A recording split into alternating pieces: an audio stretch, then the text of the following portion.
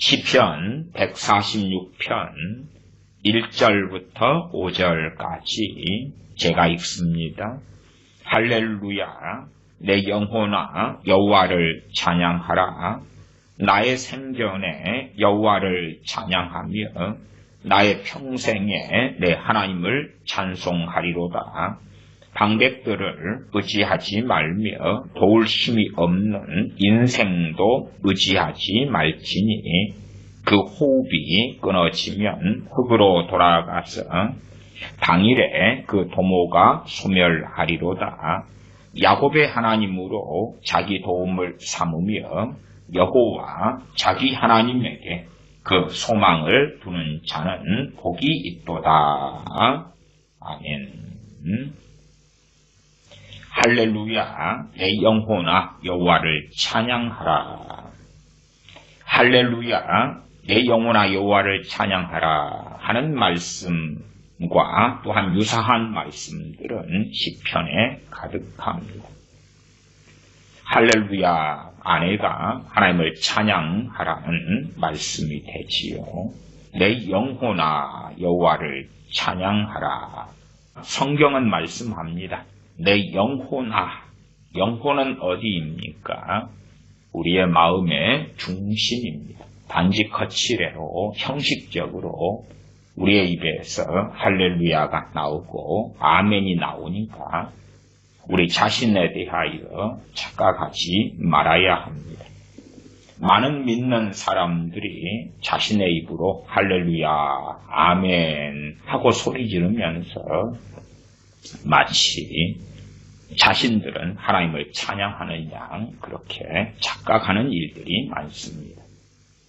우리나라에 알려진 목사님은 그러시더라고요. 금방 할렐루야 한 다음에 그 다음에 강단에 서서 쌍욕을 남발하시더군요.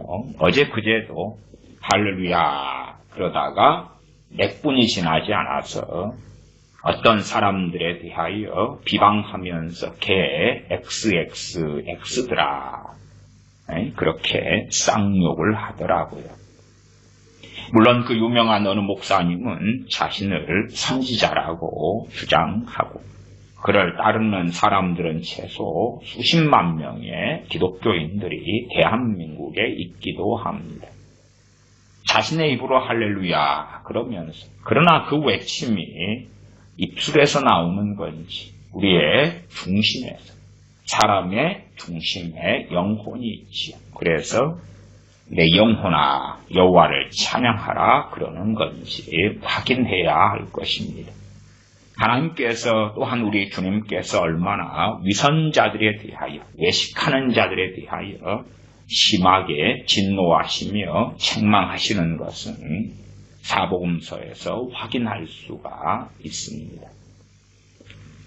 찬양에 있어서도 그러합니다. 입술만 또한 음악의 곡조만 즐기면서 혹은 찬양하는 진정한 목적은 성취하거나 갈망하지 않으면서 진정 하나님을 높여드리는 데는 관심이 없고 찬양을 통하여 위안을 받으려 하고 찬양을 통하여 자신의 마음을 편안하게 하려 하고 찬양을 통하여 자신이 하나님을 잘 섬기고 있다고 착각하고자 하는 사람들, 찬양을 통하여 자신을 즐겁게 하려고 하는 사람들, 그런 사람들도 많은 것을 봅니다. 그래서 그런 사람들이 선택하는 찬양곡들이란 그 가사가 얼마나 말씀에 입각하여 맞는가, 얼마나 성경적인가는 확인하지 않고 자기가 볼 때에 보암직하고 먹음직스러운 것, 그러한 비성경적인 가사들이라도 자기에게 보기에 보기 좋고 가사가 좋으면 넙죽 삼켜서 할렐루야 그리고 찬양하는 흉내를 냅니다. 그러나 진실로 할렐루야 하는 하나님을 찬양하는 외침은 우리의 영혼에서 나와야 할 것입니다. 그래서 내 영혼아 여호와를 찬양하라 합니다. 내 마음이 하나님께 집중하고 그리고 이 진정성 준비를 해가지고 바닷속에 뛰어들어 수영할 때도 준비 운동이 필요하죠. 우리의 마음을 가다듬어 가지고 그래서 하나님께 하나님을 찬양하라 하고 외쳐야 하기 때문에 그렇습니다. 하나님은 찬송을 받으실 분이십니다. 외치려면 우리의 마음을 정돈을 해야 됩니다. 우리 집에 귀한 손님을 맞이한다 그러면 우리 집을 청소하고 정돈할 거 아닙니까? 제가 군 생활할 때도 그랬습니다. 높은 계급을 가진 그러한 고위 장교나 장군님이 오실 때 되면 군부대를 며칠에 걸쳐서 잡초도 뽑고 연병장 정리도 하고 준비를 단단히 했습니다. 하나님을 찬양할 때 되면 우리의 마음을 정돈하지 않는다는 것은 얼마나 어리석습니까? 물론 한 걸음 나아가서 우리가 하나님의 말씀을 상고할 때도 똑같습니다. 급한 마음으로 그냥 몇 구절 쓱 본 다음에 우리 자신의 의무를 다했다. 그렇게 생각한다면 말씀은 우리에게 그 능력을 보이지 않을 거고 말씀의 빛은 우리의 마음에 비추지 않을 것입니다. 정말 마음을 정돈하고 하나님 앞에서 기도하면서 하나님 말씀에 몰두하여 말씀을 상고하는 사람들에게 성령님께서 진리의 영이심으로 말씀을 통하여 우리를 진리 가운데로 인도해 주실 것입니다. 시편 146편 2절입니다. 나의 생전에 여호와를 찬양하며 나의 평생에 내 하나님을 찬송하리로다. 어떤 사람이 참으로 하나님을 찬양하는 사람인가 하는 것은 최종 판결은 하나님만이 내리실 것입니다. 우리 자신이 아무리 찬양을 많이 부르고 심지어 찬양 인도자가 되고 성가대를 하고 성가대원이 되고 아니면 찬양단 멤버가 되어서 콘서트를 다니고 찬양 가수가 돼가지고 찬양 콘서트를 이끌고 찬양 집회를 이끌고 그렇게 한다 해서 참으로 하나님 아버지께서 너는 나를 찬양하는 자다 그렇게 인정하시겠는가? 그것은 알 수가 없죠. 알 수가 없어요. 그러나 지혜로운 사람 눈에는 상당히 분별이 될 것입니다. 진실로 하나님께서는 우리 믿는 사람들의 진정한 뱃속 심령 안에 하나님의 찬양이 있기를 바라시며 심지어는 우리의 삶이 평안하고 잘되고 만족하고 형통하고 그럴 때에 우리의 중심 안에 찬양을 찾으시는 것만이 아니라 불편하고 힘들고 답답하고 걱정과 근심이 가득한 상황 속에서 환경이 이리저리 꼬이고 힘든 상황 속에서 하나님을 찬양하는 것을 또한 하나님을 찬양하는 사람을 찾으실 것입니다. 주님 앞에 섰을 때에 우리의 칭찬은 거기에서 있을 것이라는 것을 우리가 알 수가 있습니다. 오늘 말씀의 핵심 주제는 시편 146편 3절입니다. 방백들을 의지하지 말며 도울 힘이 없는 인생도 의지하지 말지니 그 호흡이 끊어지면 흙으로 돌아가서 당일에 그 도모가 소멸하리로다. 방백들을 의지하지 말아라. 대한민국의 정치 상황, 경제 상황은 안 좋습니다. 대한민국의 상당한 기독교인들이 우파 기독교인들이 많습니다. 물론 좌파 기독교인들도 많습니다. 그래서 대한민국의 기독교인들 가운데는 좌우로 나누어져 있고 혹은 또 상당한 사람들은 정치에는 관심이 없기도 합니다. 그러면 과거로 한다면 대한민국의 우파 기독교인들은 방백들을 의지하지 말라 하는 말씀이 아니라 그 말씀에 순종하는 것이 아니라 우파 기독교인들은 미국의 대통령, 트럼프 대통령이었죠. 미국의 트럼프 대통령을 그렇게 의지했더랬습니다.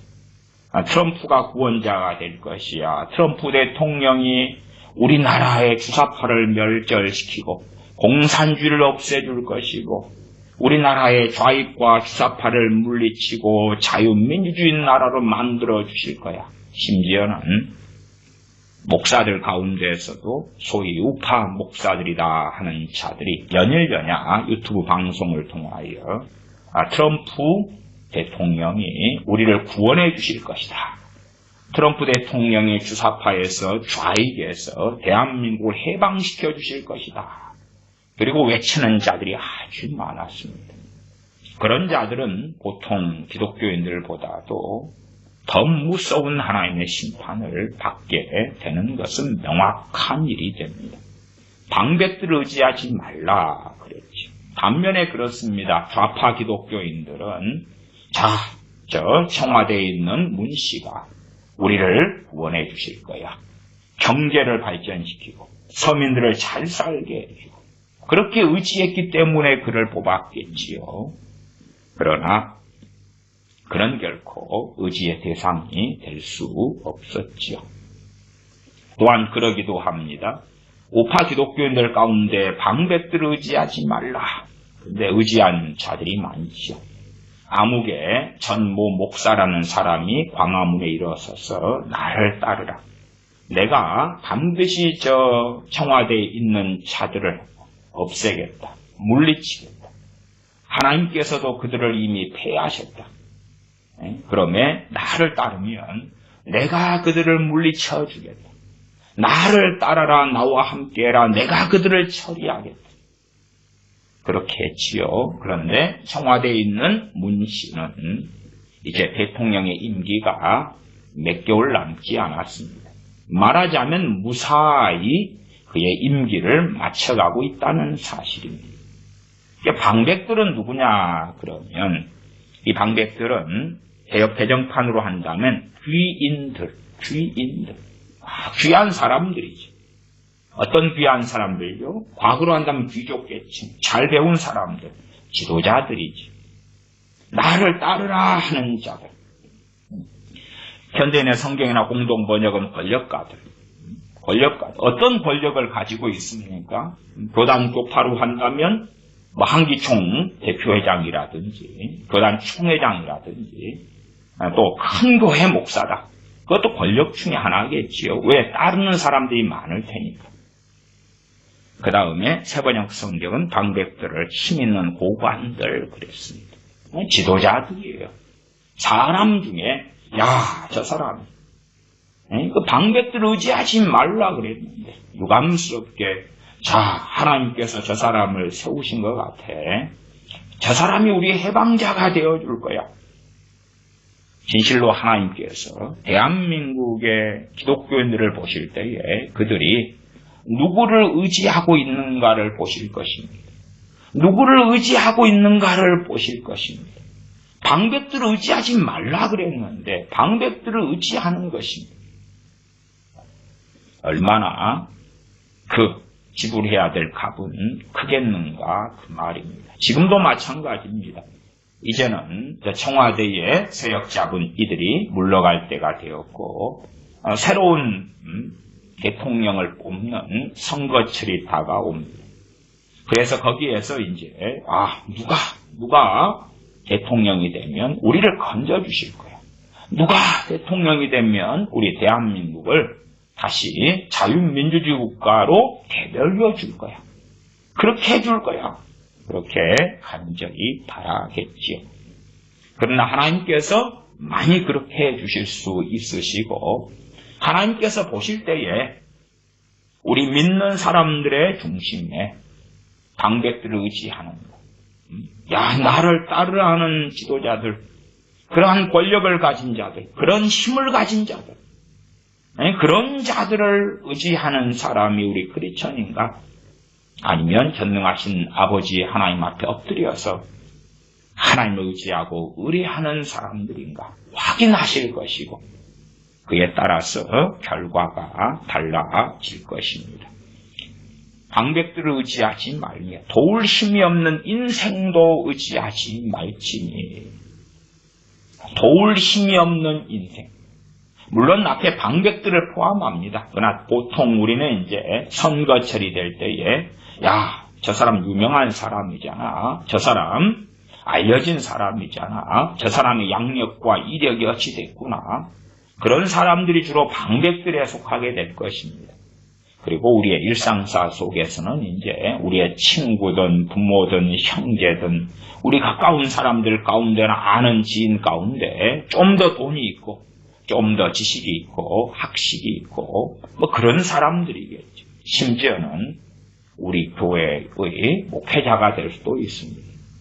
저로 이야기한다면 제가 목회했던 교우분들이 저를 의지할 수도 있겠습니다. 그것은 절대 가능한 일이 아닙니다. 아무리 어떤 사람이 하나님께서 오신 종이라 할지라도 그는 도구에 불과합니다. 아무리 어떤 사람을 의지하려고 해도 그것은 바람을 잡는 것에 불과하고 흐르는 물을 움켜쥐는 헛수고에 불과합니다. 우리가 가정을 꾸리고 남편과 아내를 사랑하고 섬깁니다. 그러나 남편을 의지하라, 아내를 의지하라, 자식은 부모를 의지하라 그런 게 아닙니다. 자녀들에게는 부모들이 하나님의 은혜의 통로가 되겠지요. 그러나 심지어 부모라 할지라도 의지할 대상이 아니고 하나님을 의지하고 의뢰하는 것을 마땅히 참된 하나님의 자녀인 부모들은 자녀들에게 가르쳐야 되지. 사랑하는 자녀들에게 너희는 엄마 아빠를 의지해서는 안 되고 하나님을 의지해라. 엄마 아빠는 하나님의 말씀에 따라 최선을 다해서 너희를 사랑하고 섬기고 또한 주의 교양과 훈계로 너희를 양육하겠다. 그러나 엄마 아빠는 흠이 있고 부족하고 자주 넘어지는 어리석은 사람들에 불과하다. 그러한 인생을 의지하지 말아라. 그래서 남녀 간의 관계도 그런 것 같아요. 남녀 간의 관계도 그게 깨진 다음에 어떤 사람이 심한 상처를 많이 받냐 그러면 상대방을 너무 의지한 사람들이죠. 의지했는데 배신을 당했어. 의지했는데 상대방이 고무신을 거꾸로 신었어. 분할을 거꾸로 신었어. 그리고 극심한 상처를 받지. 그런 사람이 크리스천이라면 당신은 잘못된 자리에 서 있는 것이요. 하나님께서는 도울 힘이 없는 인생을 의지하지 말지니라고 말씀합니다. 아이고 아닌데요. 도울 힘이 있던데요. 도울 힘이 있지요. 겉보기에는. 의사라면 도울 힘이 있잖아요. 그의 의학적인 지식이나 또한 그가 외과 의사라면 그의 수술하는 능력을 통해서 우리를 돕지요. 약사는 약에 대한 지식을 통하여 우리에게 좋은 조언을 해줍니다. 많은 유튜브를 하는 사람 가운데 전문 지식으로 유튜브를 시청하는 사람들 돕는 경우도 많이 있다는 것을 우리는 압니다. 그러나 도울 힘이 없는 인생이다 하는 것은 이 땅에 잠깐의 인생에서 돕는 것이 아니라 영원한 가치가 있는 전능하신 하나님 앞에 그를 세우는 것, 전능하신 하나님 앞에서 인정받는 삶을 살아가는 것에 있어서 사람은 도울 힘이 없다는 것입니다.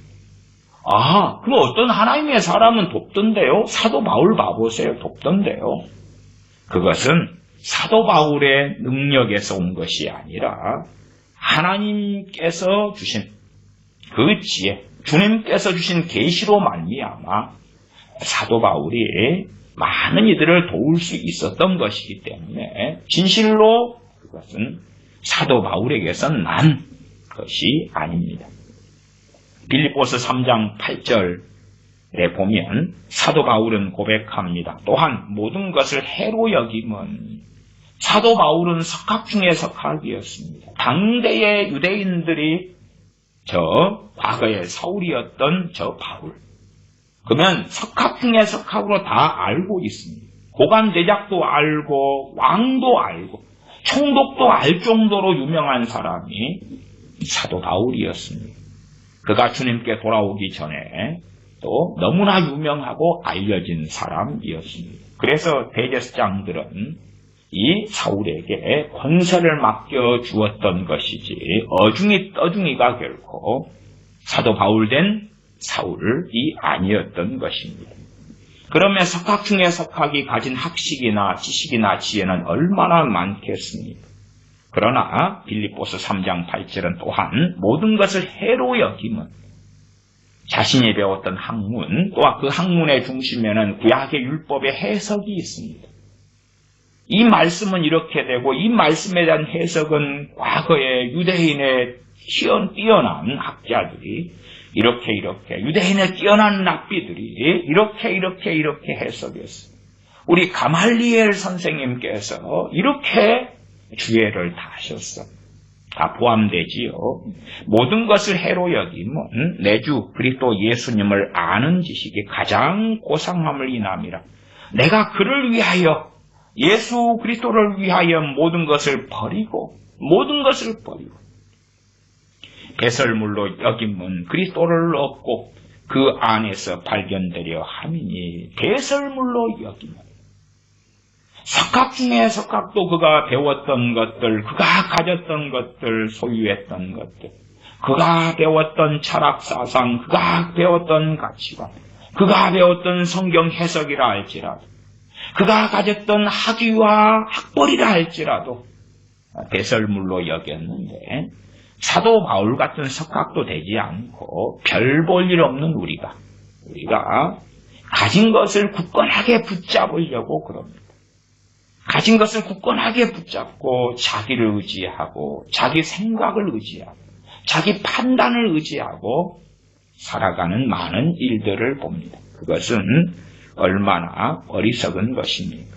사도 바울은 인생을 의지하지 않았습니다. 무엇보다 자기 자신을 의지하지 않았습니다. 주님을 의지했지. 주님을 바라보았고 주님을 얻으려 했고 주님과 함께하려 했습니다. 더군다나 사도 바울이 하나님의 종으로 살면서 얼마나 의롭게 살았습니까? 얼마나 거룩하게 살았고 얼마나 주님과 주님의 복음을 위하여 희생하고 헌신하며 그렇게 살았습니다. 그럼에도 빌립보서 3장 9절을 보면 사도 바울은 증거합니다. 내가 가진 의는 율법에서 난 것이 아니요. 율법에서 난 것이 아니요. 십계명 같은 말씀부터 시작해서 여러 말씀들을 실천한 것이죠. 준행한 것이죠. 거기에서 난 의를 사도 바울은 가지고 있었어요. 간음하지 말라 했을 때 사도 바울은 간음하지 않는 삶을 살았죠.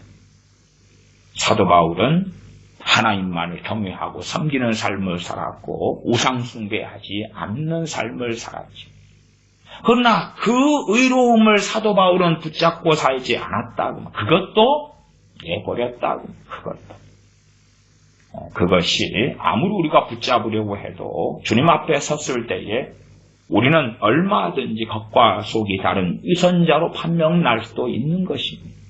나는 우상 숭배하지 않았어요. 나는 제사를 그치고 버렸어요. 나는 우상들을 버렸어요. 그럴지 몰라도 하나님께서는 우리 안에 있었던 무수한 우상들을 찾아내시며 드러내실 것은 명확합니다. 그래서 사도 바울은 율법에서 난 의를 붙잡지 않았습니다. 내가 이렇게 살아왔어요. 이렇게 행했어요. 원수를 이렇게 사랑했어요. 그러나 그 의를 가지고는 하나님 앞에 나아갈 수 없고 설 수 없다는 것을 사도 바울은 누구보다 명확히 알았고 우리에게 하나님의 말씀으로 증거하였습니다. 그래서 내가 가진 의는 율법에서 난 것이 아니요 오직 그리스도를 믿음으로 말미암은 것이니 곧 믿음으로 하나님께로서 난 의라. 우리는 우리의 기도 생활을 우리의 의로 만들려 하고 우리의 헌금 생활, 우리의 봉사 생활을 심지어는 내가 권사니, 안수집사니, 장로니, 목사니, 선교사니, 전도사니 혹은 나 신학교를 나왔니 혹은 나는 학위가 박사님이요 나는 신학박사요 나는 철학박사요 나는 유명한 저술가요 나 알려진 음악가요 나 유명한 어느 대학을 나온 사람이요 나는 어떤 문거를 가졌어 그런 것을 가지고 하나님께 서려고 합니다. 그래서 자신이 왕따가 되거나 아웃사이더가 되거나 사람들이 인정해 주지 않고 알아주지 않으면 서러워질 수도 있고 와, 나는 왜 이런 삶을 살아야 되지? 할 수도 있겠습니다. 자기의 의를 의지하는 사람들은 그 사람이 깨어있어 주님과 함께 동행하기는 참 어렵습니다.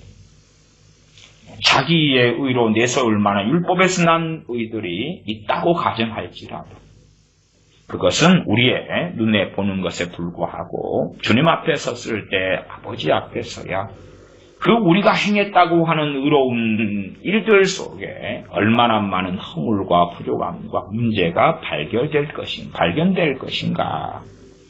사도 바울은 그래서 내가 가진 의는 율법에서 난 것이 아니요 오직 그리스도를 믿음으로 말미암는 것이니 우리가 주님을 믿는 믿음으로 말미암아 믿음으로써 하나님께로부터 난 의를 가지고 있어야 됩니다. 믿음으로써 하나님께로부터 발원된 의, 예수 그리스도의 의로우심을 덧입혀 주시는 그 의를 믿음으로 가지고 있어야 됩니다. 그럴 때에 우리는 안전하게 주님의 심판대 앞에 서서도 담대할 것이고 하나님 아버지 은혜의 보좌 앞에 담대히 나아갈 수 있을 것입니다.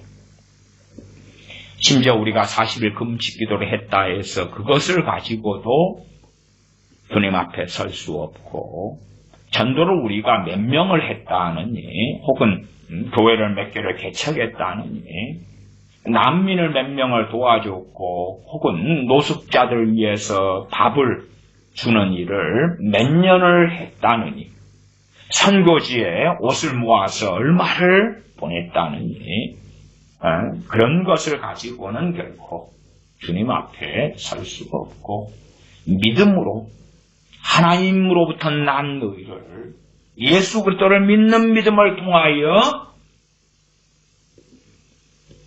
주어진 그 의를 우리는 가지고 있어야 합니다. 사도 바울은 자신을 의지하지 않았고 또한 인생을 의지하지도 않았습니다. 그래서 심지어 사도 바울은 예루살렘에 가서나 사도들에게 먼저 된 사도들에게 뭘 배우지 않았다고 말이에요. 그래서 주님으로부터 온 계시를 증거하고 알렸지요. 그러면 우리도 진실로 주님을 의지하는 사람, 하나님을 의지하는 사람이 될 때에 그때의 그 진심을 확인하실 때에 누군가를 통해서 또 저 같은 목회자를 통해서 말씀이 증언된다 할지라도 그 잘잘못을 부족함을 분별해낼 수도 있을 거고 또한 하나님의 말씀에서 바르게 증언된 것을 성령의 도우심을 통하여 받을 수도 있을 것이고 하나님 말씀을 상고할 때에 말씀 가운데 역사하시는 성령님의 도우심을 통하여 진리의 길로 걸어갈 수 있을 것입니다.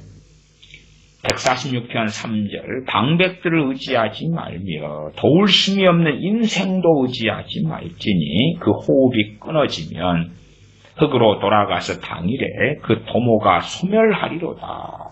방백이나 인생들이 도모를 한다 그 말이에요. 야, 어디에 땅을 사서 아름답게 뭘 지어야지. 하나님께서 그 호흡을 거두시면 끝나지요. 거두시면 끝나는 거예요. 야, 내일 무슨 일을 행하겠다. 야, 내년에 뭘 하겠다. 그리고 사람들은 와, 당신이 그 하는 일에 투자하겠소, 함께 하겠소. 으쌰. 기초를 놓기 전에 하나님께 생명을 거두시면 그 도모하는 것이 얼마나 허망한 일이 되겠는가 하는 것입니다. 우리가 이 땅에서 무엇을 세우고 짓고 만들고 쌓을 수 있습니다. 그러나 그 도모함이 언제까지나 이어질 것 같습니다. 어느 때까지나 우리가 이 땅에 아방궁을 건설하는 일이 다 이루어질 것이며 혹은 우리 손에 쥔 것을 얼마까지나 우리가 누리고 살 수 있겠습니까? 우리의 인생은 후회칠 가치가 없다고 하나님께서는 말씀하십니다. 이사야 2장의 말씀을 보겠습니다. 이사야 2장 22절을 함께 살펴보겠습니다. 이사야 2장 22절 제가 읽습니다. 너희는 인생을 의지하지 말라. 그의 호흡은 호에 있나니 수에 칠 가치가 어디 있느냐. 우리 인생들에 대하여 너무나 귀하다. 소위 어떤 자들이 성경을 이상하게 읽고 이해하고 해석해서 한 영혼이 천하보다 귀하다. 그런 웃기는 주장을 합니다. 성경에 그것이 없습니다. 성경은 너희가 온 천하를 얻고도 너희 생명을 잃으면 그 온 천하가 무슨 가치가 있느냐는 거지. 무슨 한 영혼이 온 천하보다 귀하겠습니까? 그냥 온 천하는 천하고 한 영혼은 한 영혼이고 두 영혼은 두 영혼인 것이. 그런 한 영혼이 천하보다 귀하다 하는 것은 제가 이단 사설이라고 과거에서부터 설교했습니다. 생각해 보십시오. 그게 진리라면 주님께서는 이 땅에 오셨을 때부터 지금까지 주님 믿지 않고 죽는 사람이 없도록 혹시 주님 믿지 않고 죽었다면 다 부활시키실 겁니다. 다 부활시키실 겁니다. 예, 끝까지 주님 믿어야 될 거 아니에요. 그렇지 않습니다. 정말 여러분은 이 코로나 팬데믹 뒤에가 단순하게 중국이 있을 것 같습니까? 혹은 일루미나티나 혹은 딥스테이트 세력이나 뭐 그런 애들이 단순하게 있을 것 같습니까? 그래서 코로나 팬데믹을 통하여 무수한 사람들이 죽어가고 있는데 그 뒤에가 단지 일루미나트나 프리메이슨이나 딥스테이트나 그런 애들이 있고 끝날 것 같습니까? 그렇게 어리석습니까? 이 코로나 뒤에는 최종적으로 하나님이 계십니다. 하나님께서 전 세계에 대한 경고의 나팔 소리를 울리고 계시는 것입니다. 지금도 전 세계에 재난 사태가 참 많습니다. 이상기후 때문에 가뭄이 들고 가뭄이 드니까 불이 나고 불이 나서 많은 사람이 죽기도 하고 그가 평생 일궈왔던 재산들이 다 무너지기도 합니다.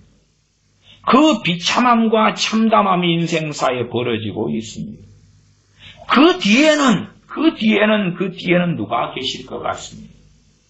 단지 그냥 과학적으로 살펴보니 지구온난화나 뭐 탄소 어쩌고 저쩌구나 그래서 이상기온이 생길 수밖에 없었고 고로 이런 비극이 양산되노라. 그럼에 탄소 규제를 하고 그럼에 자연 친화적인 발전을 하고 그런 발전소를 세우고 풍력 발전을 하고 수력 발전을 하고 그러면 이 세상에 닥치는 재난이 그칠 것 같냐? 그렇지 않아요. 그렇지 않아요. 너희는 인생을 의지하지 말라. 그의 호흡은 코에 있나니 수에 칠 가치가 어디 있느냐?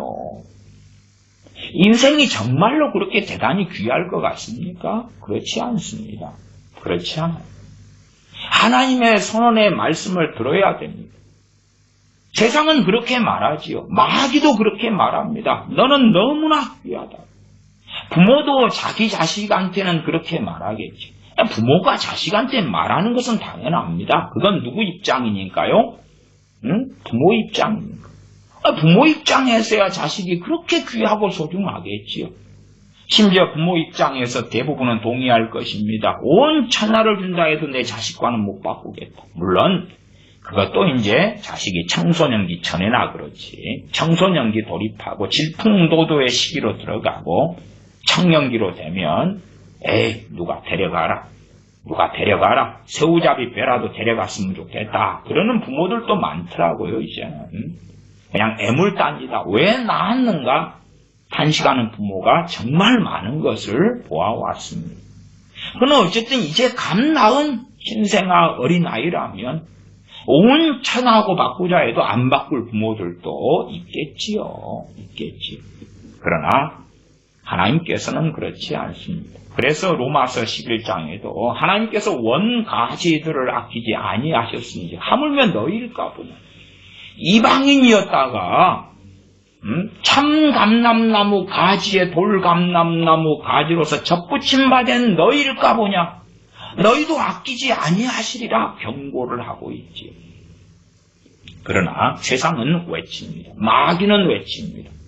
너희는 너무나 가치가 있고 너희는 너무나 소중하고 너희는 너무나 귀하다. 그래서 만들어진 복음성과도 당신은 사랑받기 위해 태어난 사람.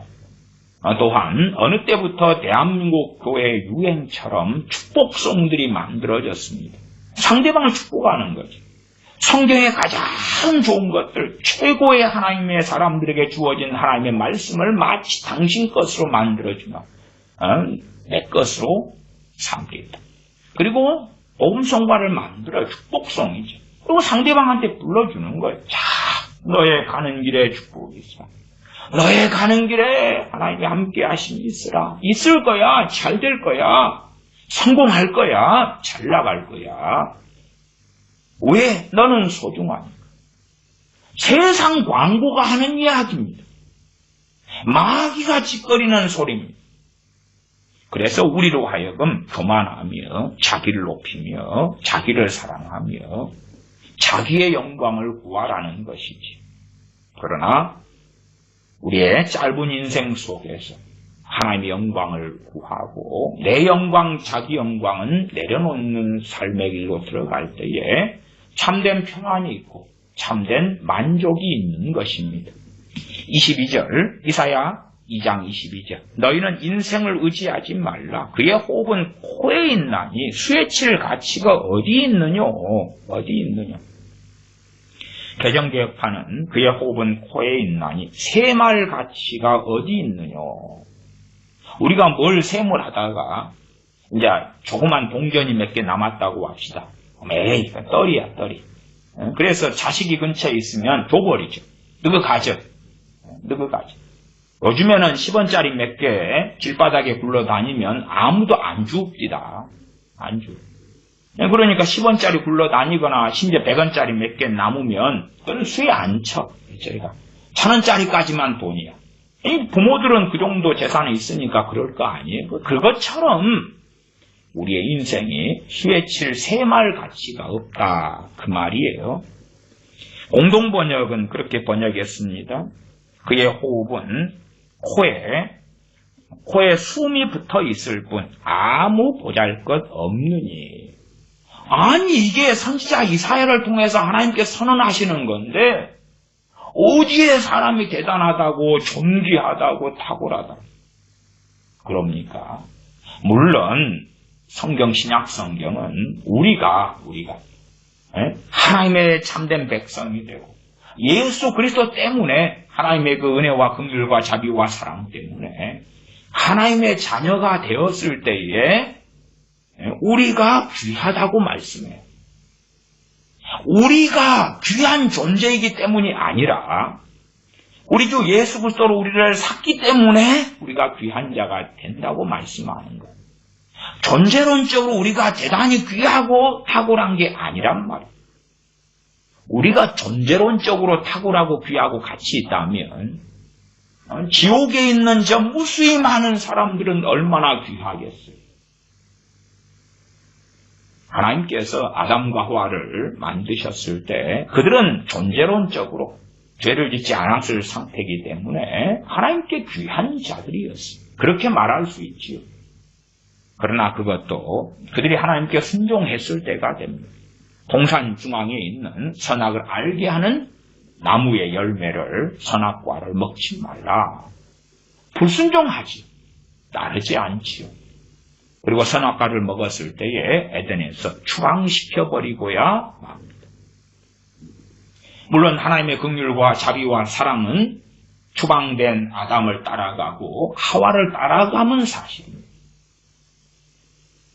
인생이 그렇게 귀하고 존귀하다면 노아 시대 때에 대홍수를 통해서 8명만을 구원하시고 남은 모든 인류를 다 왜 쓸어버리시겠습니까? 그런 일이 없어야 되죠. 장차 이 세상에는 불로 심판을 하나님께서 하실 때가 다가옵니다. 언제일지는 모릅니다. 그리고 무서운 요한계시록에 혹은 주님께서 복음서에 말씀하신 끔찍한 참변이 대환란이 인류에 벌어집니다. 그러한 일이 왜 벌어지겠습니까? 심지어 우리는 구약 성경을 통하여 하나님께서 각 나라, 각 백성, 각 민족을 심판하시는 것을 봅니다. 심지어 그 민족들 중에 있는 유하나 어린아이다 할지라도 아껴보지 않으실 때를 자주 발견합니다. 인생에 무슨 가치가 있어서요? 그러므로 우리의 부르심은 그 은혜 앞에서 하나님 앞에서 겸비하게 엎드리며 의지하며 의뢰하는 것입니다. 너희는 인생을 의지하지 말아라. 그 인생에는 크게 두 부류가 있겠지요. 하나는 다른 사람, 방백들도 있고 다른 친구야 너가 나를 사랑하지 돈이 많지 나 좀 도와줘. 그런 타인 부모도 포함하고 형제도 포함하고 방백, 저 대통령께서 우리를 살려주세요. 청와대에 우리를 살려주세요. 그래서 청와대 민원을 많이 넣잖아요. 청와대에 막 글을 쓰면서 이렇게 욕은 안 돼요. 살려달라는 거죠. 청와대에 계시는 고결한 아무개 씨한테 살려달라는 거죠. 그 다음에 또 하나는 나입니다. 나예요. 나예요. 사도 바울은 자기 자신을 의지하지 않았습니다. 그러나 우리는요, 우리 자신을 의지할 때가 굉장히 많아요. 굉장히 많아요. 우리가 더 재능이 많을수록 우리의 한계점에 도달하는 데는 시간이 걸리지. 우리 재능이 많을 때 이것저것을 많이 합니다. 많이 할 수 있어요. 재능이 있으면 그 관련된 일을 배우는 것도 쉬울 거 아닙니까? 하나님을 의지할 필요가 없어요. 인생, 나인 인생, 사람, 사람을 의지할 수 있는 거, 나를 의지할 수 있는 거 재능이 많아요. 하나님의 은혜와 복을 통하여 부모로부터 유전으로 주어진 그 재능들. 의지할 게 많아. 외모. 그것도 위로부터, 조상들로부터 주어지는 것이죠. 근데 외모가 탁월하단 말이에요.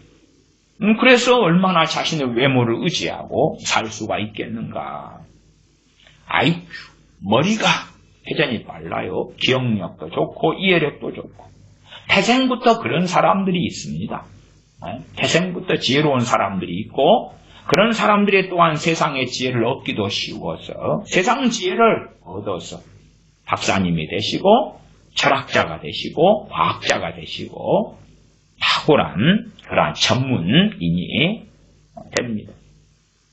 그러나 우리 믿는 사람들은 우리의 재능의 유무와 상관없이 우리의 지혜의 유무와 상관없이 참으로 중요한 것은 최대한 빨리 내 지혜의 한계에 도달하고 내 재능의 한계에 도달해서 꺾어지고 엎어지는 것입니다. 엎드리는 것이지. 엎드리는 것입니다.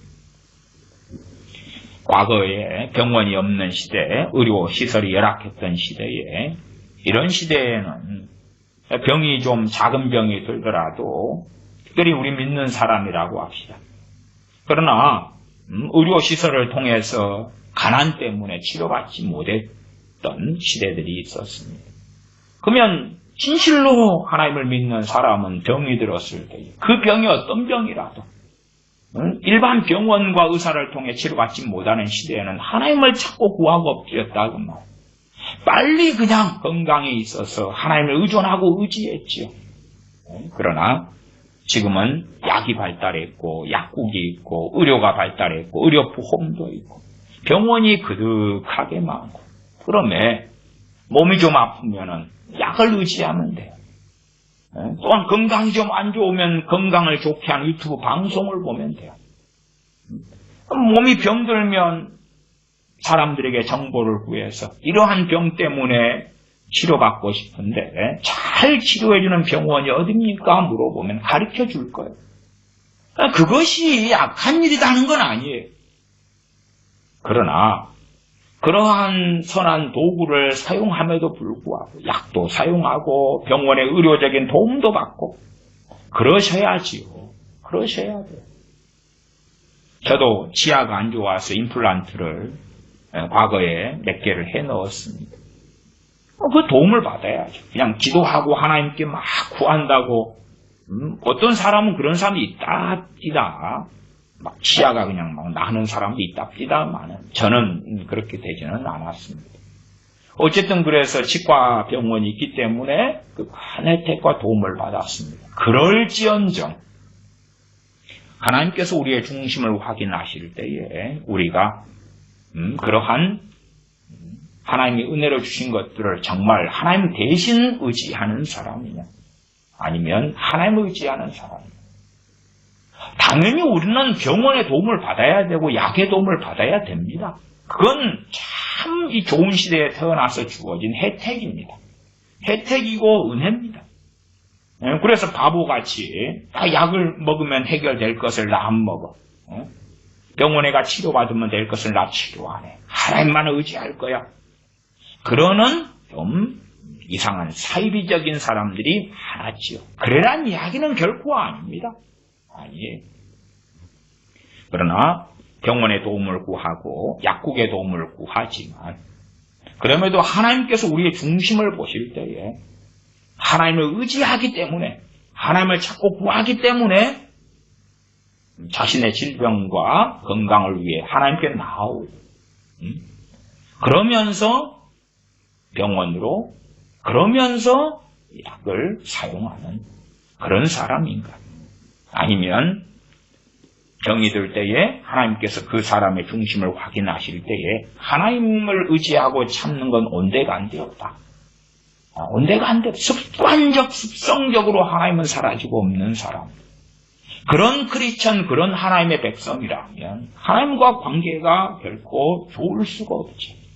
그의 영혼은 병들어 가게 되는 것은 당연한 일이 됩니다.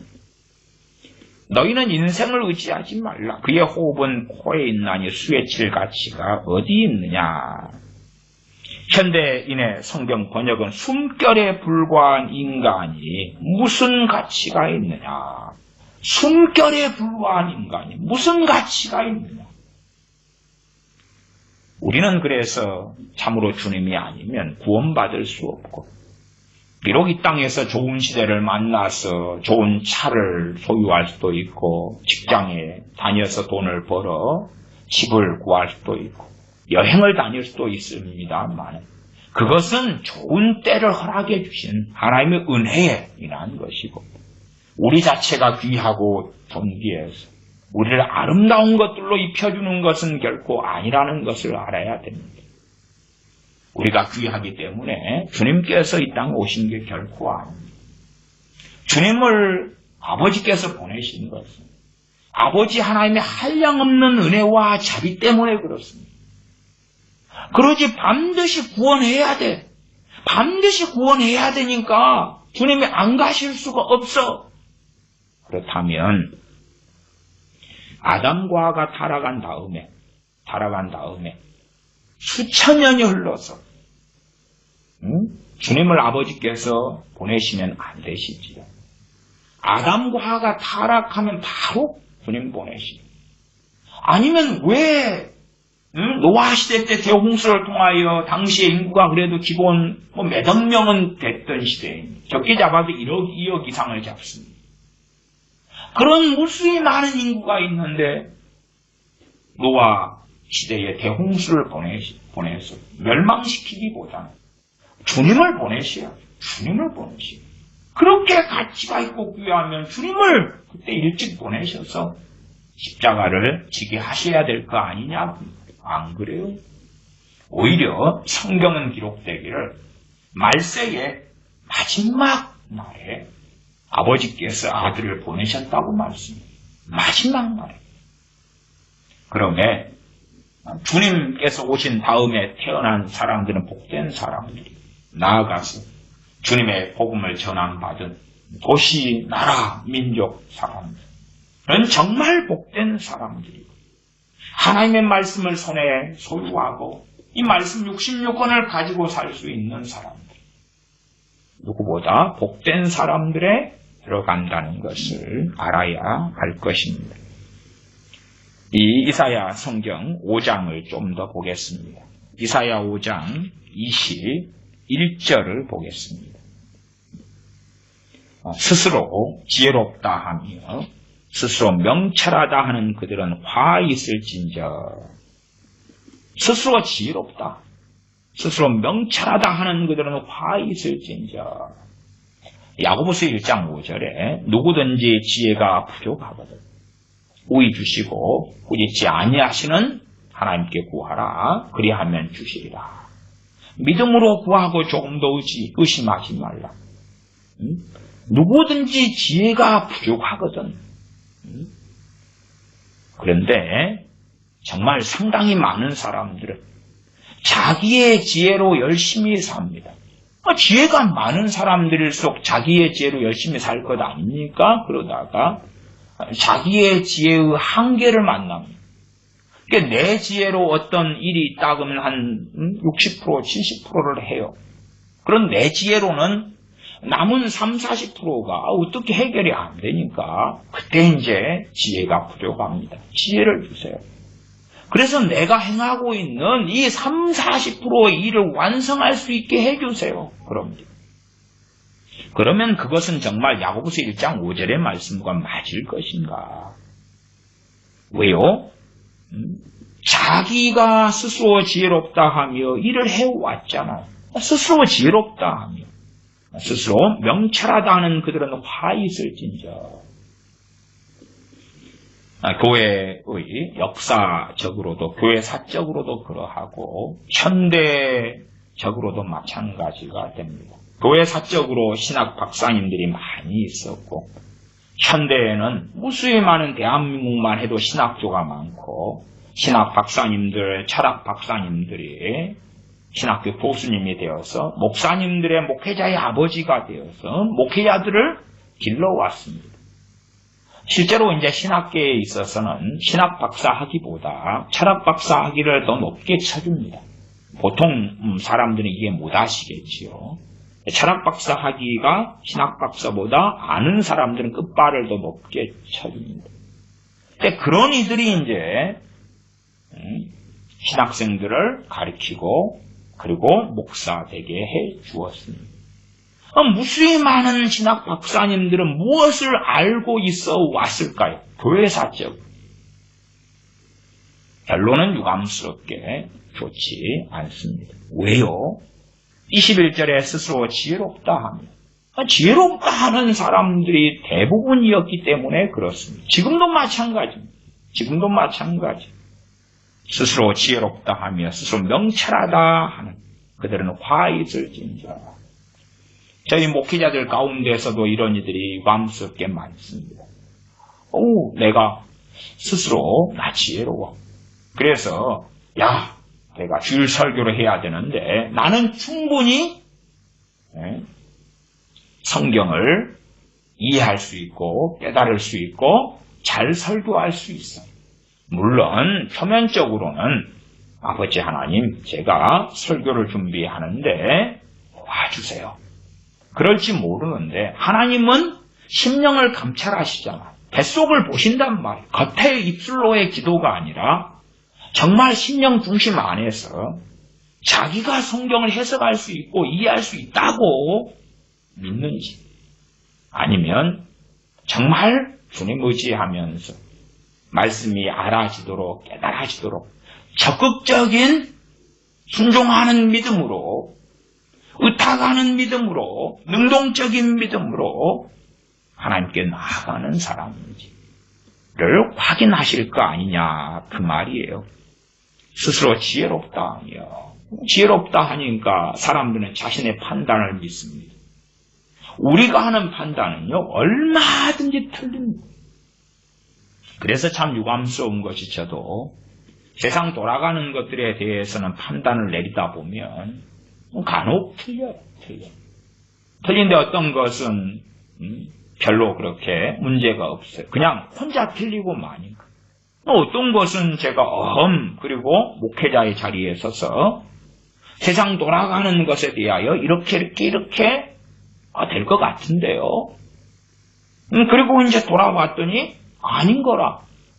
그러면 혹 제 말을 듣고 누가 따르는 사람들이 있었고 그 잘못된 판단을 통해서 어떤 이들은 손해를 볼 거 아니겠어요. 그만큼 사실은 당장 우리가 확신하는 어떤 것들이 있어도 그게 세상사에 대한 일이라고 합시다. 그걸 어떻게 보장할 수 있겠어요? 그렇게 못하지요. 그렇게 못해요. 차라리 세상사에 대해서는 전문가들에게 배우는 것이 빠를 것입니다. 부동산 같으면 부동산 전문가, 주식이면 주식 전문가. 문제는 부동산 전문가들이나 주식 전문가들마다 말이 다 다르다는 거지만, 그렇지만 그래, 전문적인 것들은 그런 부분은 그런 이들에게 배우는 게 빠르겠지요. 하나님의 말씀에 대해서 어찌 우리가 스스로 지혜롭다, 내가 잘 안다, 나를 따르라 그럴 수 있겠는가? 결코 그럴 수 없습니다. 스스로 지혜롭다 하며 스스로 명철하다 하는 그들은 화가 있을 것이다. 그걸 다른 말로 교만하다 그러는 것이. 그냥 교만하다는 것이 나 잘났어, 자기 자랑하고 뽐내는 것만을 이야기하지 않습니다. 생각을 할 때, 어떤 일이 벌어질 때 우리가 생각을 하잖아요. 생각을 해요. 그 다음에 이거 이럴 거야, 저거 저럴 거야. 그다음에 우리가 생각할 때 소스가 부족하면, 정보가 부족하면 인터넷 검색을 합니다. 구글이나 네이버나 이런 걸 찾겠지요. 정보를 이제 찾아본 다음에 요건 이럴 거야, 저건 저럴 거야 우리는 쉽게 말합니다.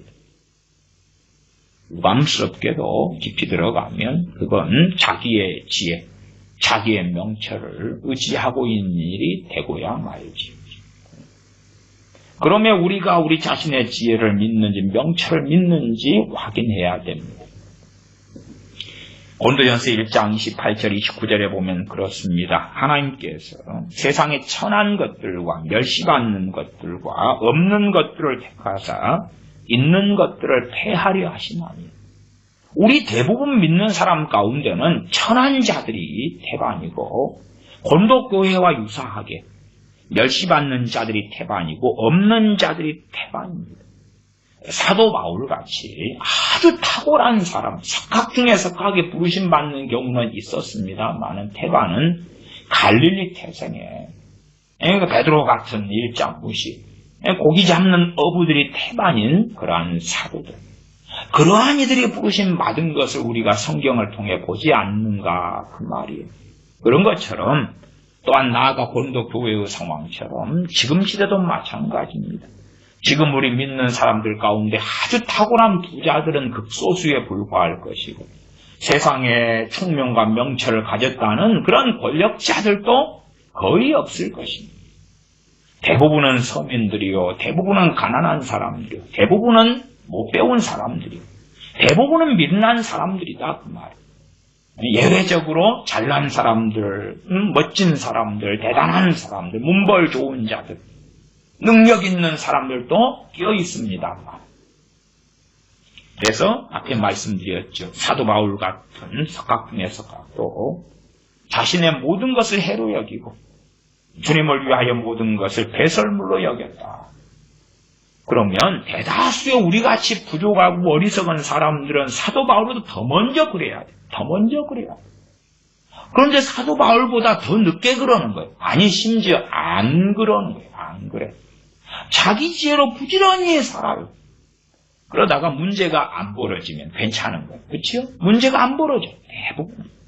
자기 지혜로 부지런히 사는데 특별한 문제가 안 벌어질 때가 많아요. 그러나 이제 전문 영역으로 가면 부동산이네, 주식이네, 어느 아파트를 사네, 파네, 뭐 이런 영역으로 가고, 또 직장이 몇 개가 있는데 어디를 가네, 마네, 입사하네, 마네.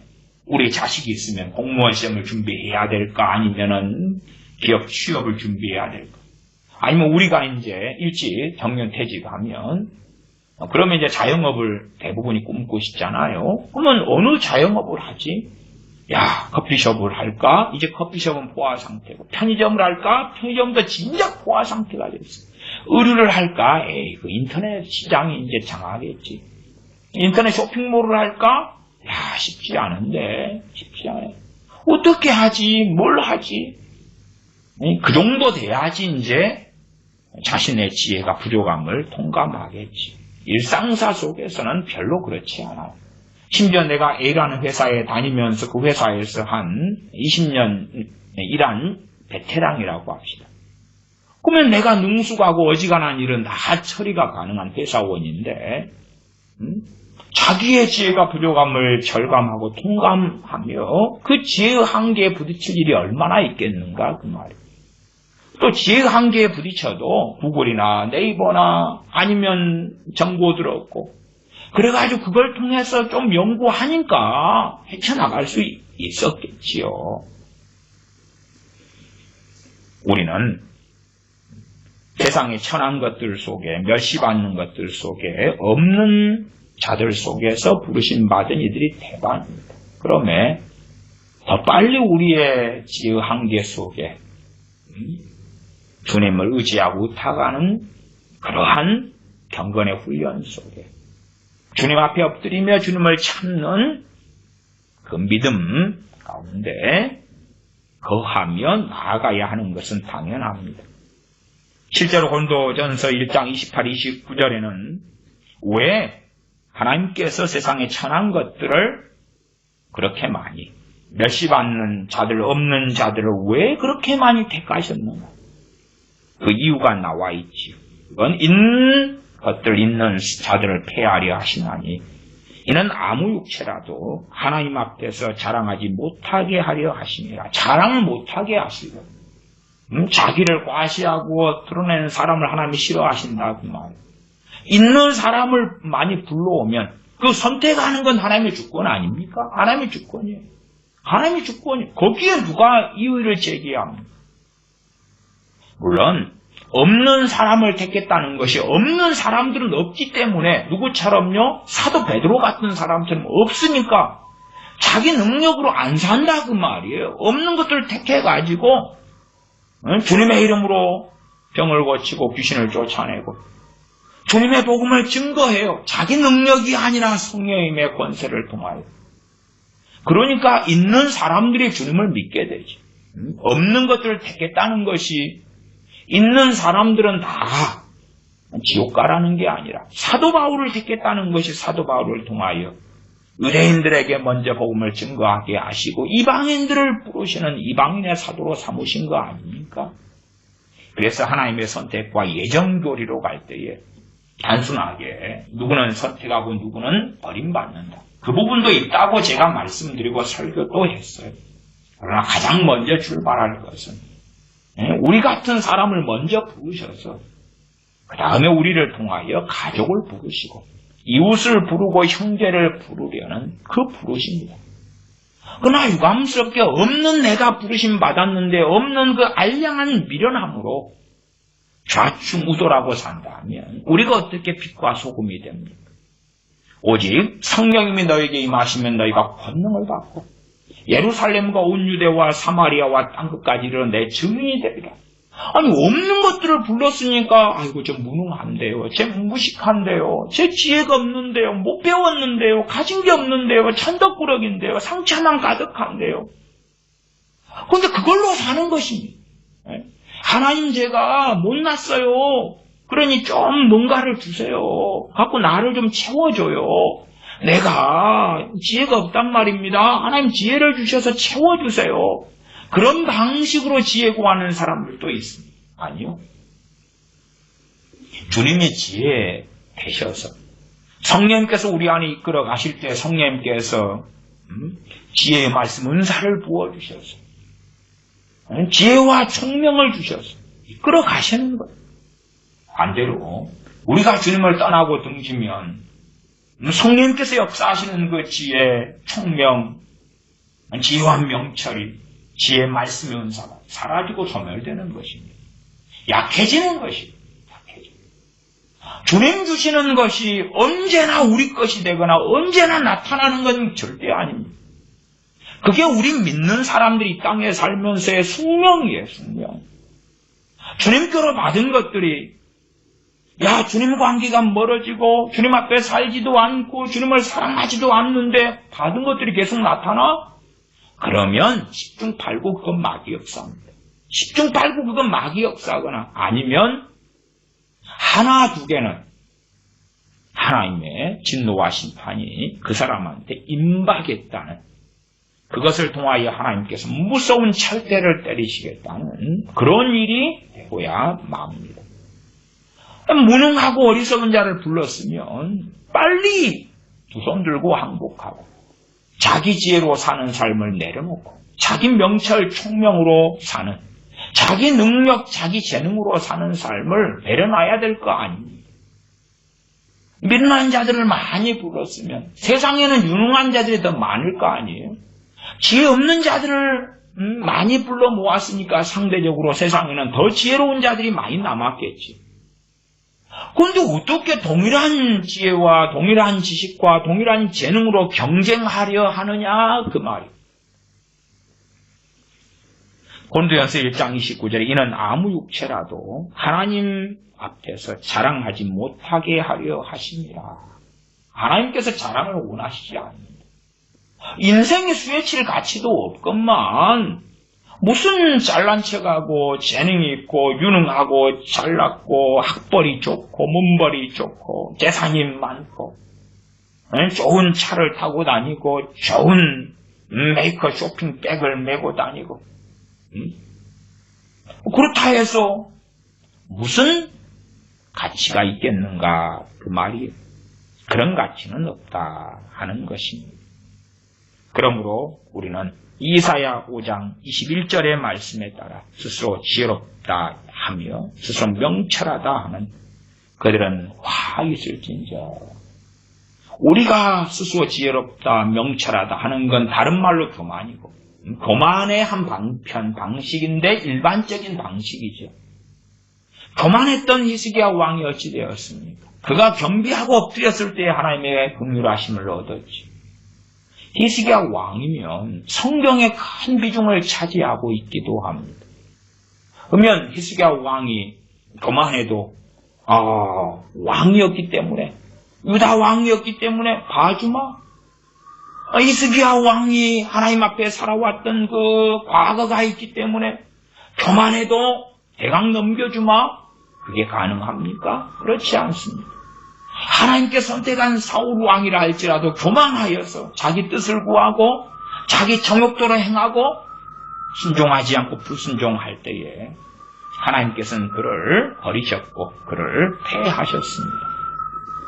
그러므로 우리가 진실로 하나님 앞에서 우리의 지혜들을 많이 내려놓고 또 빨리 우리의 지혜의 한계점을 보고 우리의 재능의 한계점도 보고 심지어 우리의 의지의 한계점도 확인하고 우리의 인격의 한계점을 만나고 내 자신의 성질머리 한계점을 만나서 그래서 다 굴복해야 됩니다. 다 항복해야 됩니다. 그리고 때마다 하나님의 은혜를 주님을 통하여 갈구하고 바라며 원하며 성령님의 부어주심과 성령님의 도우심을 아버지께 구하고 그리함으로 우리가 승리하는 믿음의 여정을 걸어가게 됩니다. 기도하겠습니다. 아버지 하나님, 저희 자신의 생각을 믿고 의지하거나 저희의 명철을 의지하는 어리석은 사람들이 우리가 쉽게 됩니다. 그러한 어리석은 사람들이 되지 아니하고 진실로 하나님 말씀에 의지하여 주님을 믿고 신뢰하며 따르며 의지하며 의뢰하며 또한 구하며 찾으며 그렇게 살아가는 우리가 되도록 성령님을 충만히 부어주시옵소서. 우리 주 예수님의 이름으로 기도하옵나이다. 아멘.